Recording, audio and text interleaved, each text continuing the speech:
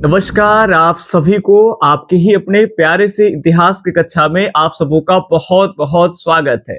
और आशा और उम्मीद करता हूं कि आप सब एकदम स्वस्थ होंगे, मस्त होंगे और आप अपने तैयारी में एकदम व्यस्त होंगे। तो ये आपका 12th एनसीईआरटी का जो आपका इतिहास है उसका ये आपका दूसरा सीरीज है।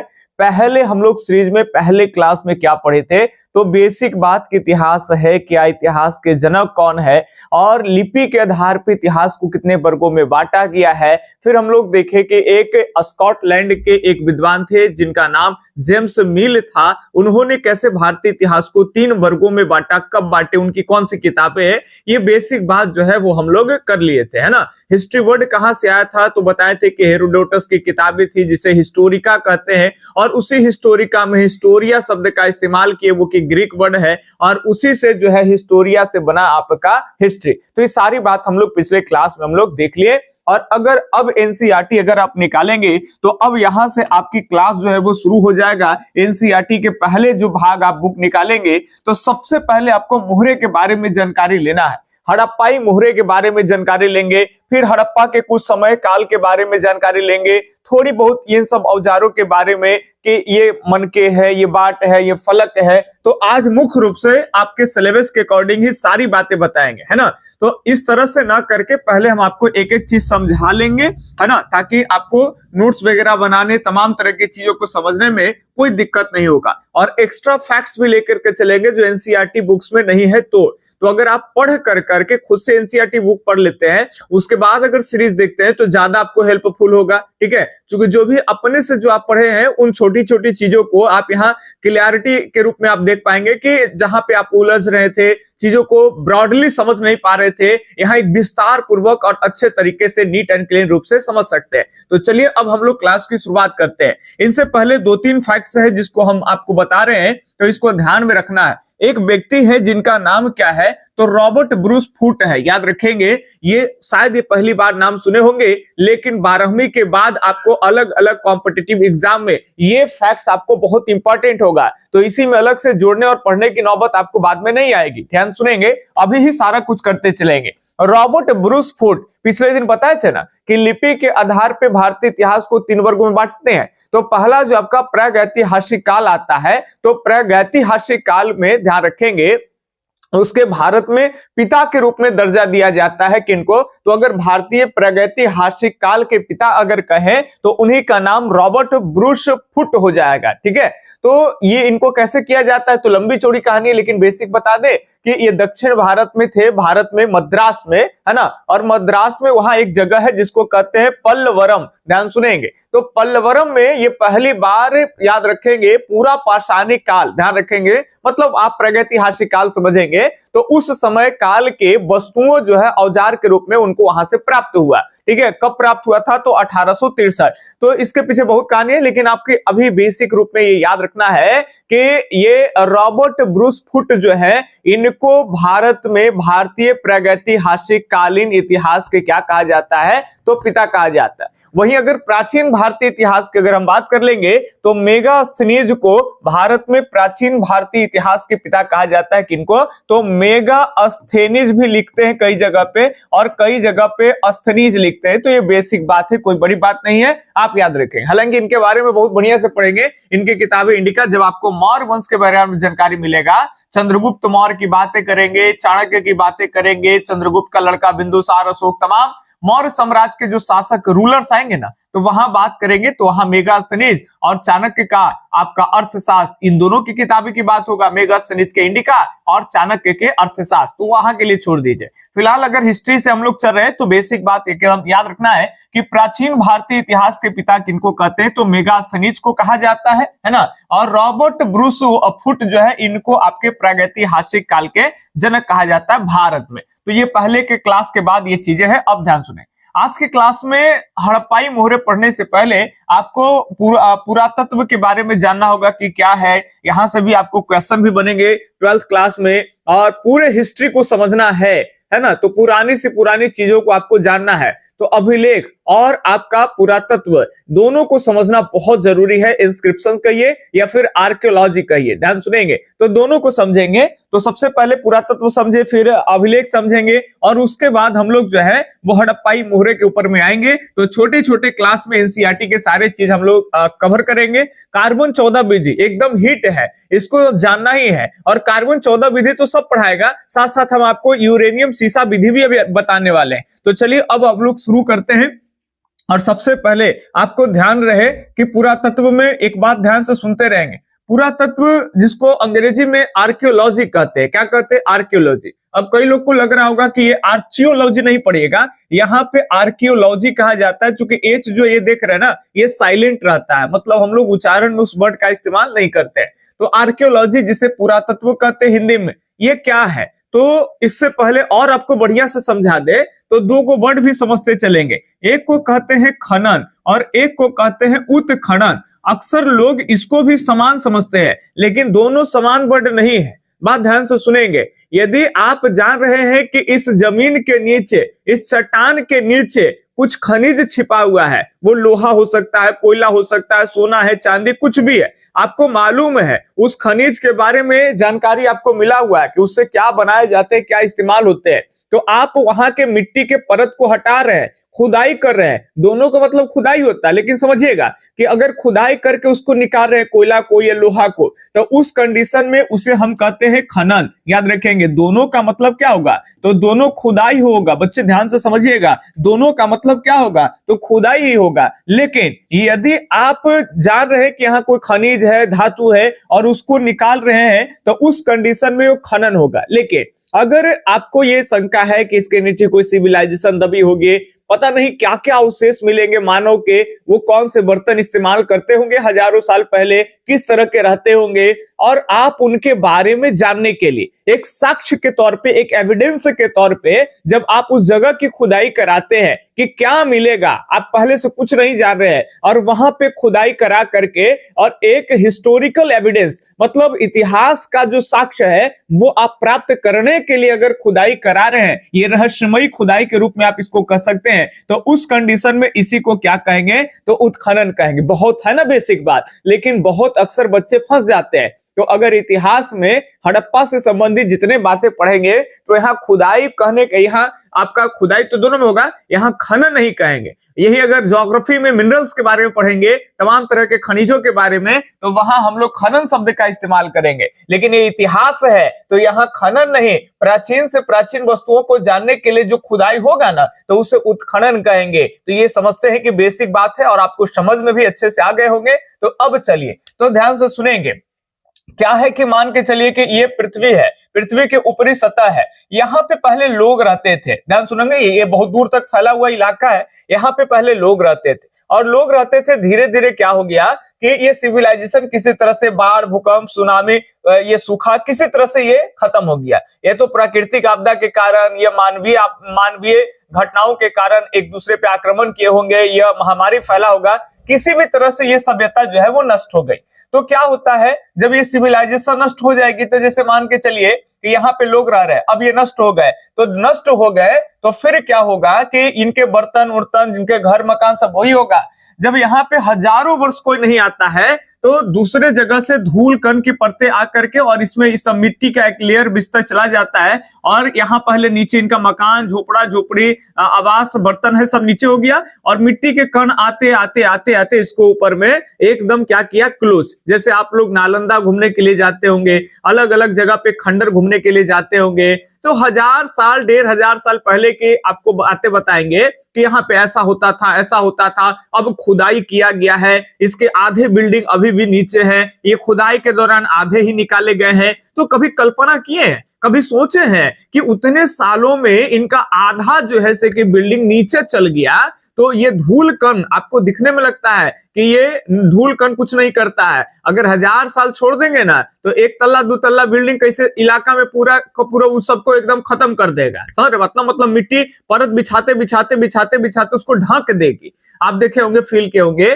कि जिनका घर छप्पर का होता है या वेंटिलेशन से सनलाइट आता है, सूर्य की रोशनी आता है, तो उसमें देखेंगे छोटे छोटे छिद्रों के माध्यम से जो लाइटें आते हैं उसमें छोटे छोटे डस्ट पार्टिकल होते हैं, धूल कण होते हैं, है ना। और एक कमरे को आप बंद कर देंगे, पूरा टाइल्स मार्बल लगा हुआ है, चारों तरफ से बंद है, वायु अगर प्रवेश करेगा तो उसमें छोटे छोटे कण के माध्यम से क्या होगा कि अगर 10 दिन बाद 20 दिन बाद अगर आप रूम को खोलते हैं तो आप पाएंगे कि फर्श पे धूल और कण आपको मिलेगा। समझ रहे बात। तो उसी तरह से जब कोई खुला इलाका होता है, दूर दूर से धूल कण आते आते हैं और उसको क्या कर देते हैं, ढक देते हैं। तो क्या होता है कि यहां तक तो ढका गया, और इसके बाद अब क्या हो गया कि जब इतना लेयर हो गया, ढक दिया मिट्टी उट्टी, तो इसके बाद फिर कहीं से लोग आए और यहाँ पे लोग रहने लगे।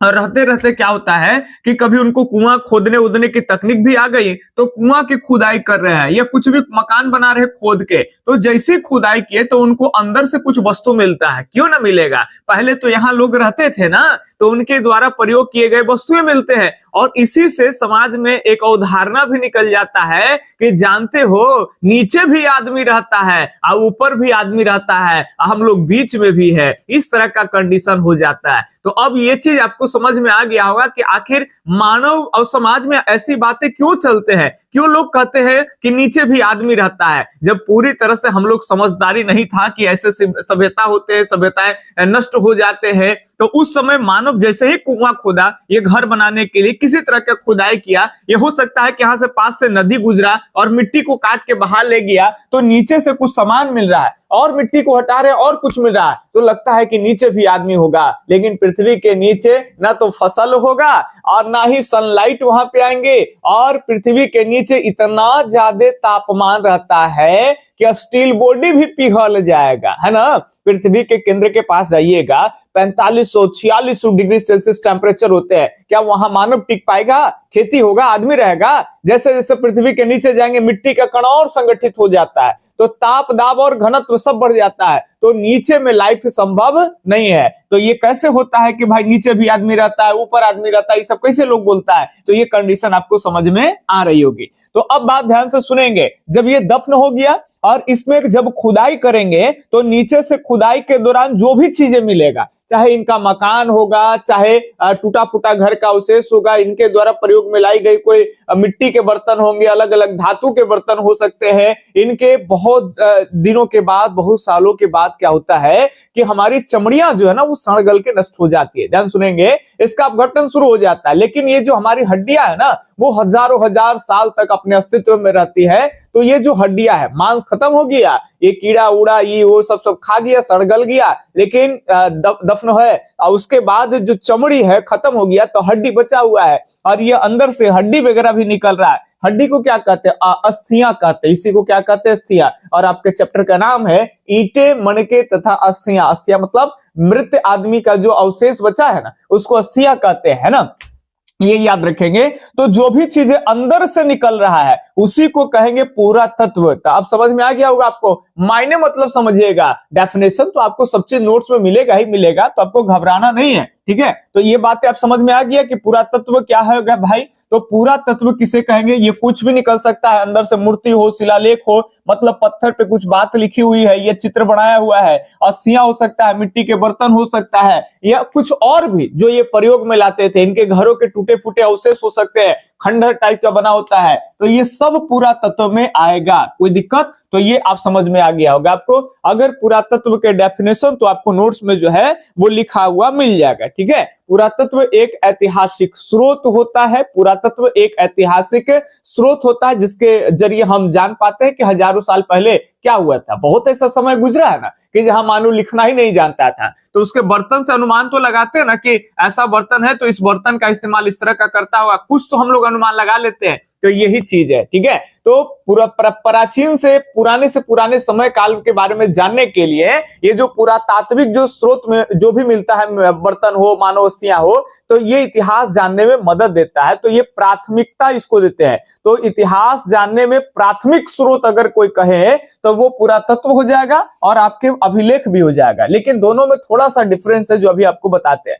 अभिलेख किसे कहते हैं, देखिए अभिलेख को आमतौर पे शिलालेख भी कहते हैं। तो ये शिलालेख क्यों कहते हैं और अभिलेख, ध्यान सुनेंगे। शिलालेख का मतलब होता है, शिला का मतलब हो गया पत्थर, शिला का मतलब यहाँ शिला की जवानी नहीं होता है, शिला का मतलब होता है बच्चा पत्थर। और पत्थर पे पहले क्या होता था कि लोग के पास में कागज था नहीं, स्याही लिखना उखने के लिए अलम कलम था ही नहीं, और ये नहीं था वो भी अच्छा था। शायद अगर कलम इन लोग के पास होता, कॉपी रहता तो लिख देते, कॉपी कलम कब सड़ गल करके सब खत्म हो जाता, इनके लिखी हुई चीजें के बारे में हमको जानकारी नहीं मिलता। मतलब नेचर ने जो भी जिस टाइम में दिया है सब कुछ ठीक है, समझ रहे बात ना। आपको जो कंडीशन मिला है वो भी ठीक है, मत घबराइए कि गरीबी है, ये है वो है वो है, समझ रहे बात। तमाम तरह की चीजें, जिसको सब कुछ मिला है वो ज्यादातर अगर दुनिया में आप आंकलन करेंगे तो 100 लोगों को देखेंगे तो 100 लोगों में से आप 90 लोग को पाएंगे कि जिसको एकदम पूरा सर संपत्ति सब चीज है, बाप दादा खूब ओकरा बना करके दे दिया है, एकदम अच्छा अच्छा पढ़ाया है सब तरह से।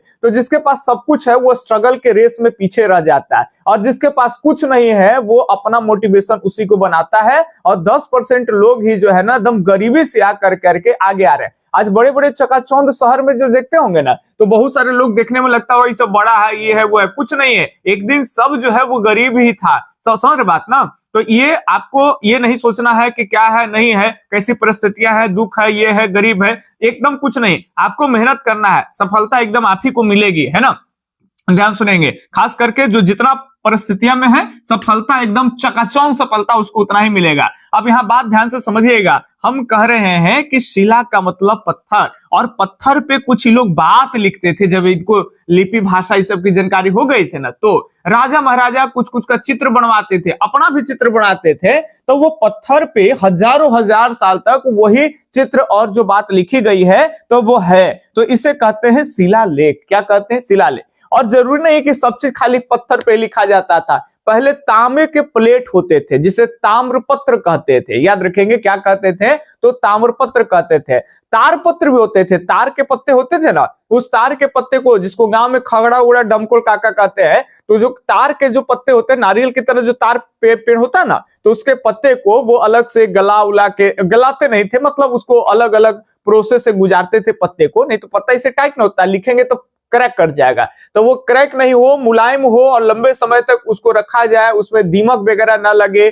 कीड़ा वगैरह ना लगे, तो उसमें अलग अलग प्रोसेस, उसको हल्दी उल्दी का लेप वो सबसे गुजार करके और सुखा उखा के एकदम बढ़िया पत्र बना लेते थे। भोजपत्र है, ताम्रपत्र है, और इन सब के पर कुछ बातें को लिख देते थे, और लिख करके इसको लाल के कपड़े में रख देते थे ज्यादातर। आज भी आप देखे होंगे कि आपके घरों में रामायण और महाभारत, ऐसे तो कहा जाता है कि रामायण महाभारत में पढ़ाएंगे तो किसे घर में नहीं रखा जाता है, चूंकि लड़ाई होता है, ठीक है। लेकिन क्या इसके पीछे का रीजन है सब बताएंगे आपको। लेकिन अभी बात ध्यान से समझिएगा कि इन सभी चीजों को क्या किए जाते हैं कि जो ताम्रपत्र भोजपत्र होते थे, जिसमें लगता है कि कीड़ा चढ़ जाएगा, खराब हो जाएगा, नष्ट हो जाएगा, तो उसको लाल कपड़े में रख दिया जाता था। अलग अलग उस समय साइंटिफिक प्रोसेस है जिसके कारण ये लंबे समय तक सुरक्षित रह सके, ठीक है। तो ये बात ध्यान से समझेंगे तो चाहे ताम्रपत्र हो, चाहे शिलालेख हो, या कोई मजबूत दीवार पर भी कुछ बात को लिखा जाता है। आज ना इश्तिहार के लिए, इश्तिहार अब एनसीईआरटी खोलेंगे तो वहां इश्तिहार आपको कई जगह मिलेगा।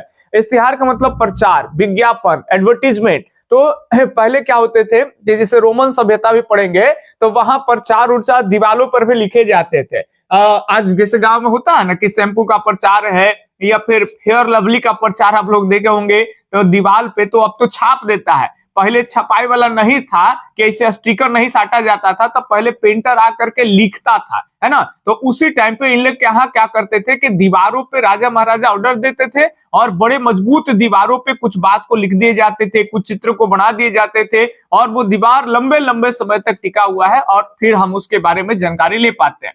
तो कोई भी आप समझेंगे, खाली एक बात याद रखेंगे, हार्ड सरफेस होना चाहिए, मतलब कठोर सतह, ये इंपॉर्टेंट बात है। तो जब कठोर सतह पर, जैसे कोई भी हो सकता है, पत्थर हो सकते हैं, धातु हो सकते हैं, ताम्रपत्र है और दीवारों है, ठीक है, ये शिला यानी पत्थर पे लिखी यानी शिलालेख है। तो जब कठोर सतह पर इन सब चीज कठोर है, और इस पे जब कोई बात को लिखा जाता है, किसी चित्र को उस पे उत्तीर्ण कर दिया जाता है, उतार लिया जाता है, तो उसे ही कहते हैं अभिलेख। अब ये भी अगर खुदाई के दौरान नीचे से प्राप्त हो रहा है खोद करके, तो अभिलेख भी पूरा तत्व हो जाएगा, ये भी आपको क्लियर कर दे रहा है, समझ रहे बात ना। लेकिन अगर ऊपर में है कोई खंभा है, कोई पिलर्स है और उस पे कुछ बात को लिखा हुआ है, अब खोदना नहीं पड़ रहा है, ऊपर में ऐसे ही है, तो वो क्या होगा, अभिलेख हो जाएगा। कोई बड़ा पत्थर है, आज भी हम लोग यहाँ रहना शुरू किए, आज भी इन पत्थरों पे कुछ बात लिखा हुआ है, पता किए, पढ़ पाया कई लोग तो पता चला कि ये बहुत पुरानी लिखा हुआ है पहले के राजा महाराजा में, तो इसको क्या कहेंगे, तो इसे शिलालेख कहेंगे। तो बेसिक बात हम समझ रहे हैं कि आपको ये क्लियर होगा कि पुरातत्व क्या है और अभिलेख क्या है, ठीक है। अब दोनों ध्यान सुनेंगे, इन दोनों को इतिहास जानने का प्राथमिक स्रोत माना जाता है। तो आपको एक लाइन ध्यान रखेंगे कि पुरातत्व और अभिलेख दोनों भारतीय क्या कि कहीं भी पूरे वर्ल्ड में, ठीक है, तो दोनों जो है वो इतिहास का प्राथमिक स्रोत कहलाता है। यहां तक क्लियर है? क्योंकि पहले मानव लिखना पढ़ना नहीं जानता है तो वस्तु प्रयोग करेगा ना भाई, मर मकान झोपड़िए काहे ना बनाएगा ना, आदमी मर जाएगा तो हड्डी रहेगा ना, कि पहले हड्डी गायब हो जाएगा, समझ बात ना। तो ये सब जो है वो कहीं ना कहीं अभिलेख और जो पुरातत्व है, इनसे पहले जब मानव लिखना पढ़ना नहीं जानता था, उस समय के इतिहास में हम समय काल की गणना करते हैं, उनके बारे में जान पाते हैं। तो ये प्राथमिक स्रोत है, प्रारंभिक स्रोत है पुरातत्व और अभिलेख। तो यहां तक की बातें आपको समझ में आ गई होगी। अब यहाँ पे इंपॉर्टेंट बात जो भी हम कर लेंगे इसी से रिलेटेड, अब जब पूरा तत्व आप पढ़ लिए, पूरा तत्व पढ़ लेंगे, तो 2-3 और फैक्ट्स है जिसको ध्यान में रखेंगे। एक बात है सन 1861, एकदम रट जाइए, इंपॉर्टेंट बात है। ये 1861 में भारत में ASI का गठन हुआ, अंग्रेजी सब लिखा हुआ नोट्स में मिल जाएगा। इसको आर्कियोलॉजिकल सर्वे ऑफ इंडिया कहते हैं, आर्कियोलॉजिकल सर्वे ऑफ इंडिया। ध्यान सुनेंगे, हिंदी में भारतीय पुरातत्व सर्वेक्षण कहते हैं। तो ये भारतीय पुरातत्व सर्वेक्षण यानी ASI का गठन जो है भारत में 1881 में होता है। और इसके पहले जो आपके डायरेक्टर जनरल होता है, याद रखेंगे, डायरेक्टर जनरल की अगर हम बात कर लेंगे तो डायरेक्टर जनरल सबसे पहले जो है वो लॉर्ड कनिंघम है। ध्यान सुनेंगे, ये कौन हो जाएंगे, तो कनिंघम। सारी बातें आपको नोट्स में रहेगा, एक बात हमारी सुनते जाएंगे तो वहां पढ़ने में चीजें आसान हो जाएंगी। तो कनिंघम को भारतीय पुरातात्विक विभाग के पहले जो है वो आपका अध्यक्ष बनाया गया, सर्वो बनाया गया, जो भी है। तो ये आपके भारत में भारतीय पुरातात्विक विभाग के जनक किसे कहते हैं, तो ये कनिंघम को भी कहा जाता है, ये भी है। और पहला डायरेक्टर जनरल इन्हीं को बनाया गया था। और ये कब बना था, तो 1861 ईस्वी में,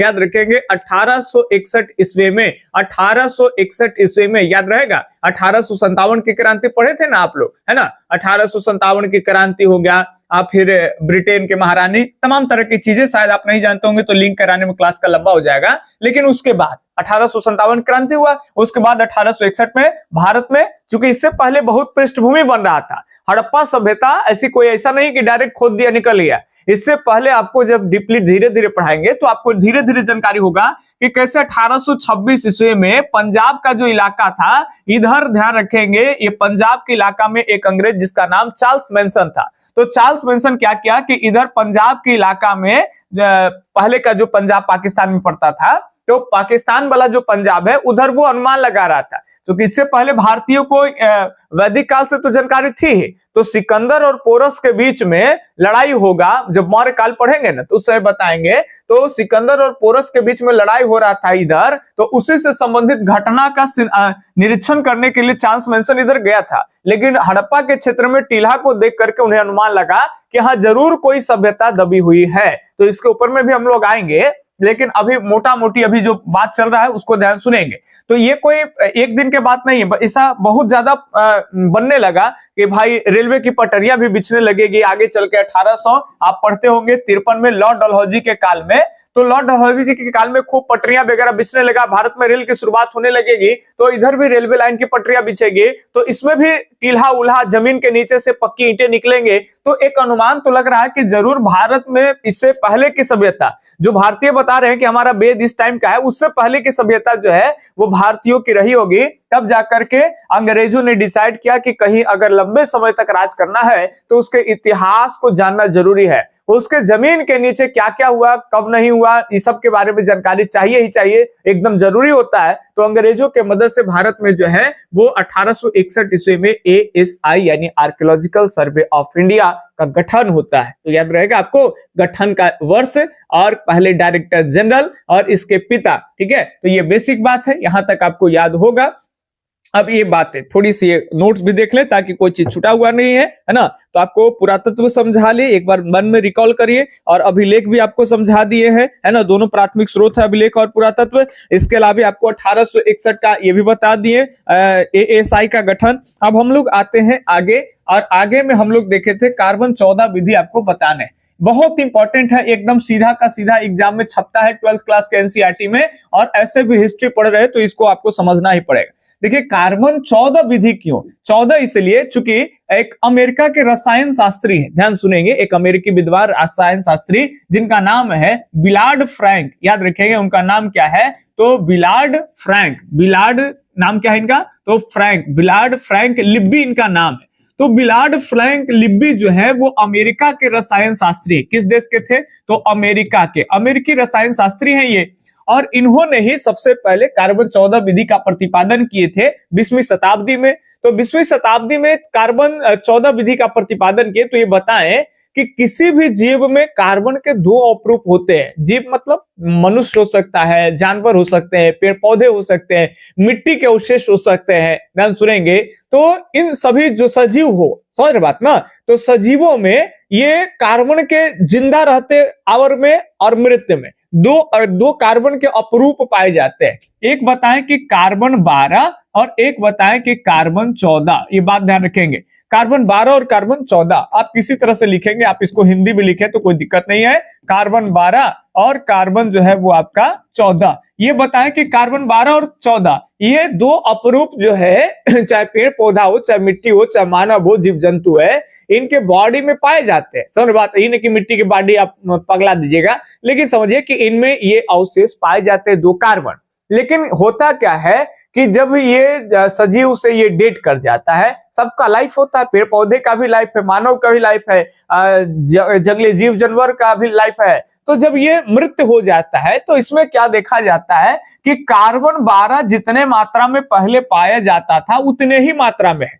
मतलब इसमें नो चेंज, कोई परिवर्तन नहीं आता है, चाहे वो जिंदा हो चाहे ये मृत हो गया है, इसमें कोई परिवर्तन नहीं। लेकिन चेंज आता है 14 में, याद रखेंगे, च से चेंज, च से 14। कई बार कंफ्यूजन होगा कि ई चेंज होता है कि चेंज होता है, तो च से चेंज, च से 14 चेंज होगा, सर बात ना। तो ये कार्बन 14 क्या होता है कि जिंदा में तो कोई परिवर्तन नहीं आएगा, जितनी मात्रा में पाया जाएगा वो पाया जाएगा। लेकिन अगर कोई जो है वो बॉडी पेड़ पौधे वाले या जानवर वाला कोई भी सजीव जब वो डेट कर जाता है, मृत हो जाता है, तो धीरे धीरे सालों साल बीतते जाता है और इसमें कार्बन 14 की मात्रा में ह्रास होता है, कमी आता है, मतलब इसमें कमी, ये कमते चला जाता है।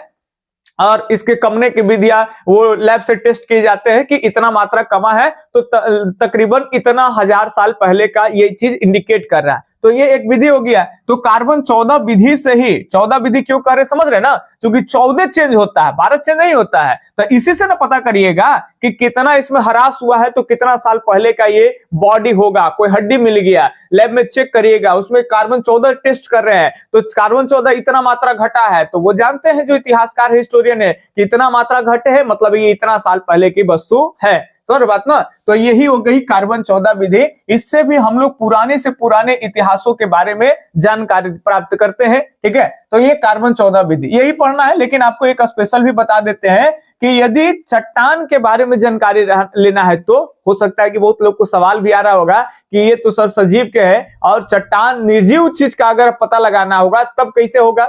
तो चट्टानों में याद रखेंगे वहां एक विधि होता है जिसे यूरेनियम सीसा विधि कहते हैं। क्या कहते हैं, तो यूरेनियम सीसा विधि कहते हैं, ठीक है। और इसी विधि से जो है वो सीसा का इसमें ह्रास होता है, जैसे इसमें कार्बन 14 का ह्रास होता है ना, उसी तरह से इसमें जो चेंजिंग होता है सीसा का होता है, चट्टानों में पाए जाते हैं। तो उसी से ये पता लगाया जाता है कि ये कितना ह्रास हुआ है, तो कितना साल पहले। तो सिंपल आप अभी समझ जाइए कि अगर कोई कहे कि चट्टानों के समय काल की गणना करना ही हो तो कौन सा विधि प्रयोग में लाते हैं, तो यूरेनियम सीसा विधि, समझ रहे बात। और सजीवों कि अगर कालखंड की गणना करना है हजारों हजार साल पहले का, तो वो उसके लिए प्रयोग किए जाते हैं कार्बन 14 विधि। तो दोनों विधियां यहां तक क्लियर होगा आपको। अब आते हैं लास्ट हड़प्पाई मुहरे के बारे में और यही तक आज की क्लास रखेंगे। तो ये मुहरे समझाते हैं आपको। इससे पहले अच्छा होगा कि एनसीईआरटी के जो मुहरे आपका पहला है इसको सामने रखें, नहीं तो हो सकता है कि आप कहेंगे कि सर आप जो है अपने से डील कर देते हैं और आप जो है यहाँ वाला जो बुक है उसको करते ही नहीं है। तो चलिए भाई बुक्स भी पढ़ देते हैं। सबसे पहले अगर हम बात कर लेंगे तो इन मुहरे में ये जो आपको दिख पा रहा होगा यही मुहर है हड़प्पा का। बेसिक बात पहले हम कर दे ताकि आपको कोई परेशानी ना हो। ये मुहर जो है, ये मुहर से बहुत सारे सवाल आएंगे। थोड़ा सा आपको अगर कम दिख रहा होगा, धुंधला दिख रहा होगा, ज्यादा है तो मैनेज करिए, जो चीजें लिखेंगे वो अभी क्लियर दिखेगा, ठीक है। तो इसके लिए आपको घबराना नहीं है, सारी चीज समझना है। ये मुहर में एक जानवर आपको दिख रहा होगा, इसमें जो जानवर है उसको कहते हैं यूनिकॉर्न। क्या कहते हैं? तो यूनिकॉर्न कहते हैं। यूनिकॉर्न मतलब इसको हिंदी में एक सींग वाला जानवर कहते हैं। एक सींग वाला जानवर कहते हैं। तो ये यूनिकॉर्न है, एक सींग वाला जानवर है। बोलेंगे कि कहाँ होता है सर? तो कहीं नहीं पाया जाता। ऐसा कहा जाता है कि यूनिकॉर्न जो है वो दुनिया में कहीं नहीं पाए जाते हैं। अलग अलग देशों में, यूरोप में, एशिया के कुछ देशों में ये मिथक के रूप में, मिथक समझते हैं मतलब कल्पना किया गया है, एक काल्पनिक जानवर। इसे आप जादुई जानवर भी कह सकते हैं। जैसे परी है, तो परी को कोई नहीं देखा है। अब परी से संबंधित बहुत सारे कथाएं होते हैं, अप्सराएं से संबंधित, नूर से संबंधित, और देखा कोई नहीं है कि कैसे स्वर्ग में, जन्नत में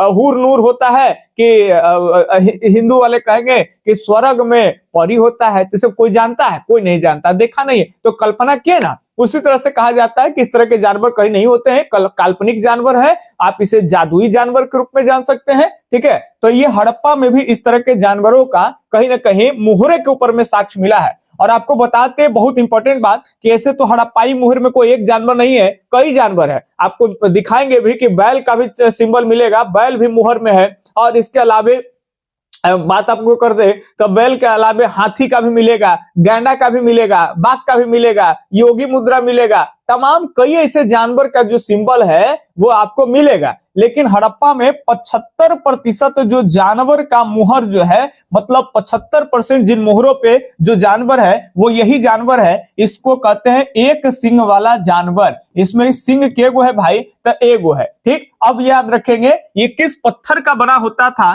तो ये भी याद रखेंगे ये नरम पत्थर का बना होता है। तो एक बात एकदम इंपॉर्टेंट है, ये नरम पत्थर का होता है। और इस नरम पत्थर को क्या कहते हैं? बहुत इंपॉर्टेंट पूछा जाएगा आपसे। इसे कहते हैं सेल खड़ी कहते हैं। तो ये पूछेगा कि हड़प्पाई मुहरे जो है वो किस पत्थर के बने होते थे? तो सेल खड़ी के बने होते थे। किताबों में नहीं मिलेगा आपको कि सेल खड़ी कहां होगा, लेकिन अभी हम आपको बता रहे हैं कि सेल खड़ी हड़प्पा वाले लोग लाते कहां से थे। हालांकि धीरे धीरे आपको जब हम पढ़ाएंगे तो ये हड़प्पा वासी कहां से कहां फैला हुआ है, कितने वर्ग किलोमीटर में फैला हुआ है, कौन कौन से ऐसे स्थान है, इन सब के लिए आपको नहीं घबराना, सब पढ़ाएंगे जनाब। लेकिन अभी डायरेक्ट जो चीजें हैं उसको पढ़ाएंगे धीरे धीरे। हड़प्पा के अलग अलग मोहनजोदारो किधर है, कौन कितना किलोमीटर के दूरी पर है, कौन किस नदी के किनारे है, नदी के बाएं तट है, दाएं तट है, सब बारीकी से आपको पढ़ाया जाएगा। लेकिन अभी सब्र करिए। मान के चलिए ये मांडा है और इधर में आपका बलूचिस्तान, पाकिस्तान के लास्ट सेक्शन बलूचिस्तान में सुनकागे डोर है। और ये नर्मदा नदी के पास ये आपका महाराष्ट्र में दैमाबाद है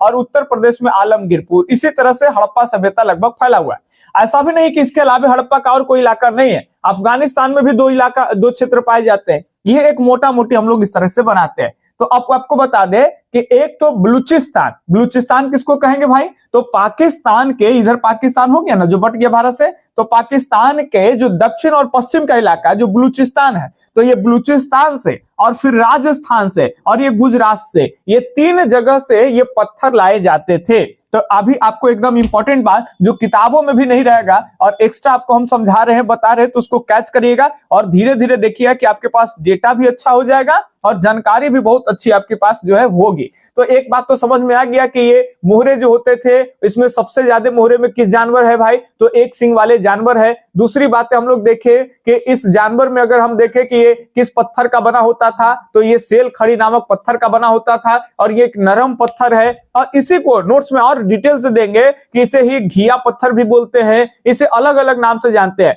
अंग्रेजी में सॉपस्टोन भी बोलते हैं इसे। ये तमाम तरह की बातें जो है वो आपको मिलेगा। अब एक इंपॉर्टेंट बात ध्यान से सुनेंगे, यहाँ पे आप देख रहे होंगे तो ये आपको नाद जैसा प्रतीत हो रहा है, शायद अगर कम दिख रहा होगा तो कोई बात नहीं, ये आपको नोट्स में देंगे। ये नाद है। इतिहासकार सोचते हैं कि इसको नाद कहा गया कि शायद ये खाने के लिए जैसे चारा देते हैं ना जानवरों को, वो, और ये चारा है। और नीचे के अगर भाग देखेंगे तो नीचे वाला जो सेक्शन दिख रहा होगा आपको, तो ये ऐसा माना जाता है कि शायद इसमें पानी होगा, तो ऊपर से चारा खाता होगा, अब प्यास लगता होगा तो है महे मुड़ी कर करके और पानी पी लेता होगा। मुर्गी फार्म में जाइएगा तो ऐसा ही कुछ आपको बना हुआ मिलेगा कि मुर्गी दाना खाएगा ऊपर से और नीचे से प्यास लगेगा तब पानी पीता है। तो ये कहते हैं कि संभवतः ये जो था वो आपका क्या था, तो नाद था। क्लियर है यहाँ तक? और अगर हम बात कर लेंगे तो हड़प्पा के मोहरों में इस तरह से लिपि मिला है, ध्यान सुनेंगे। और इस लिपि को पढ़ा नहीं गया, लिपि के बारे में अलग से हम बात कर लेंगे। कहीं पे चित्रात्मक लिपि, कहीं पे लिपियां ऐसा प्रतीत होता है कि बाएं से दाएं लिखा जाता है, कहीं पे दाएं से बाएं लिखा गया है, और कहीं पे तो एकदम रिकॉर्ड तोड़ दिया कि ऐसे ऐसे लिखते गए हैं, और फिर ना तो कलम उठा के यहाँ है और ना तो इन्हें से लिख के यहाँ ऐसे घिसटौआ लेके आ गए, इन्हें से इसको गौमूत्रिक लिपि भी कहते हैं। तो हर तरह के यहाँ लिपि का साक्ष्य मिलता है हड़प्पा में, तो इसमें बताएंगे। लेकिन ऐसा लगता है कि चित्रात्मक लिपि है, कुछ भी बात को दिखाना है तो ऐसा लगता है चित्र बना करके दिखा देता है, भावात्मक, चित्रात्मक, इन तरह के वर्ड आप इस्तेमाल कर सकते हैं। आप यहाँ देख सकते हैं कि जैसे लग रहा है कि ये मछली बनाया हुआ है ना, तो इस तरह से अलग अलग चीजों को दिखाने के लिए ऐसा प्रतीत होता है कि अलग अलग जो है वो सिंबल ही बना देते थे।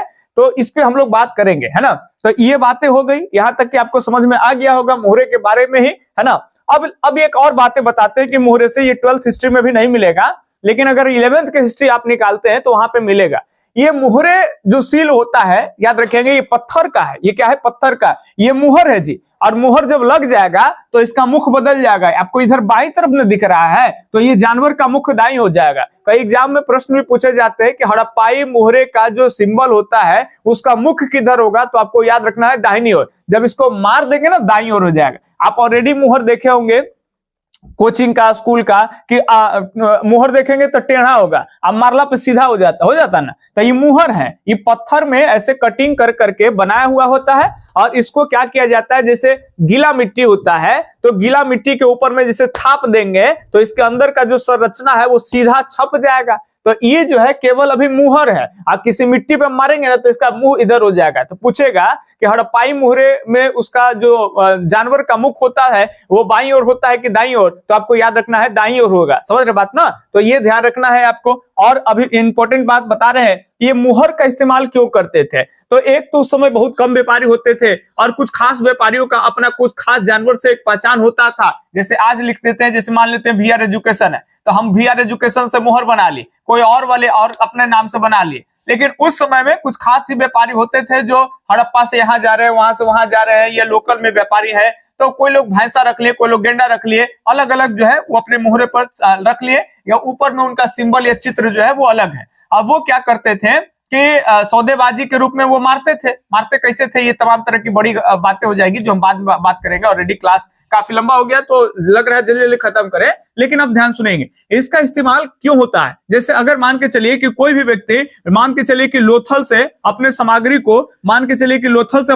को कहां भेज रहा है, तो मोहनजोदारो भेज रहा है, ठीक है। अब इस कंडीशन में क्या होगा कि कोई भी सामग्री लोथल से चला है और लोथल से जा करके मोहनजोदारो जा रहा, हड़प्पा जा रहा है, तो नाविक को अगर दिए है कि भाई ये माल हमारा पहुंचा दो, अब कोई ले जाएगा, रास्ते में उससे छेड़छाड़ कर लेगा, तो छेड़छाड़ समझ रहे हैं ना, मतलब ओकरा में से 2 निकाल लिया। कैसे होता है कि आपको कोई कह दिया कि बाबू रे ये आधा किलो या 1 केजी आप सेव खरीद लिए, ये फलाना के दे दो। और लड़का 2 भाई है, उन्हें जा रहा है और उसको लगा कि गिन तो भैया के गो सेव है, तो गिना कि भाई एकदम 7 गो या 8 गो है। ये अंगूर मिल गया तो छोटा छोटा बहुत सारा है। अब पहले फोन का जमाना नहीं, अब ना होता है कि हाँ आधा केजी दे दिए, तो कोई गिन के नहीं कहता है कि 6 गो में एप्पल है, ये के गो है। अंगूर तो छोटा छोटा होता पता चलता है। अब बड़का के भैया 2 गो खाई के का, ताकि हाँ बुआ 2 गो खाओ, और 2 गो ग्रेप्स निकाल लिया, अंगूर निकाल लिया, खाया। अब कहा कि ना तू बड़का खा गया है, तो छोटका आरोप लगा कि ना बड़का तुम खाया, तो क्या अच्छा तू शांत रहा, तू ना कहिएगा ना कमे तो ना, तो एगो ले तू को। ऐसे करते करते 2-4 ओकरा में से खत्म कर देता है और ले जाके कहता है कि इतने फलना दिए थे। तो इस तरह का जो छेड़छाड़ हो जाता है ना, तो ये छेड़छाड़ ना हो, तो इसीलिए मान के चलिए कि कोई एक थैला है और इस थैले के ऊपर में क्या किया जाए, सामान डाल करके और इसका थैले के मुख को बांध करके और गीली चिकनी मिट्टी से इसको थाप दिया जाता है, मिट्टी गिला करके इसको थाप दिया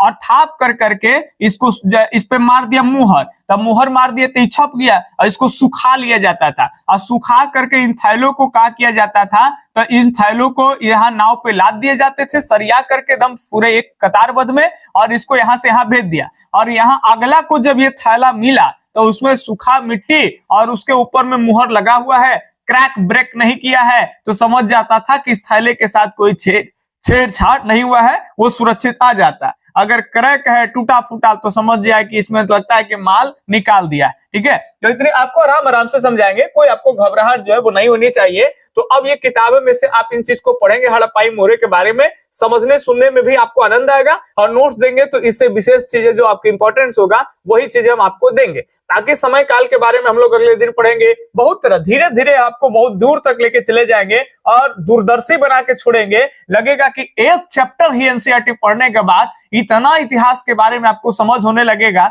सबसे बड़ी बात तो इंटरेस्ट आपका हो जाएगा। ठीक है, तो चलिए एकदम जुड़े रहेंगे। और जो लोग अभी भी नोट्स नहीं लिए हैं और केवल यूट्यूब पे या एप्लीकेशन से वीडियो देख रहे हैं, तो आप चाहे तो नोट्स ले सकते हैं। नोट्स के लिए वही 99 रुपया फी है। आप पेमेंट कर करके स्क्रीनशॉट भेजेंगे और आपको तुरंत नोट्स मिलेगा। पेमेंट कहाँ करना है, तो आपको हम एक नंबर हमेशा दे रहे हैं, इस वीडियो में भी दे रहे हैं, शायद पहली बार बहुत सारे लोग बच्चे जुड़ते हैं तो ध्यान सुनेंगे। चैप्टर वाइज एकदम नए अपडेट नोट्स नए तरीके से, है ना, वो भी मिलेगा। तो ये मेरा नंबर लिखिए 8825 और 376551। ठीक है, यहाँ पे कॉल करिएगा, कॉल या व्हाट्सअप। मैं भारती सर, एक साधारण सा शिक्षक, पहले आप हमसे बात कर लीजिएगा और आप एक बार नोट्स ले लेते हैं, क्लास कर रहे हैं, पूरे साल कहीं भी आपको दिक्कत होगा तो हम आपके साथ हैं। जब भी आप मन करे आप व्हाट्सएप पे आप किसी भी तरह से टॉपिक से रिलेटेड बात पूछ सकते हैं, तुरंत आपको क्विकली जवाब मिल जाएगा, है ना। और साथ ही साथ किसी भी तरह के गाइडेंस की जरूरत है तब भी हम आपके साथ हैं। मतलब ओवरऑल जब तक आपका एग्जाम नहीं हो जाता है तब तक हम आपके साथ हैं, नोट्स से भी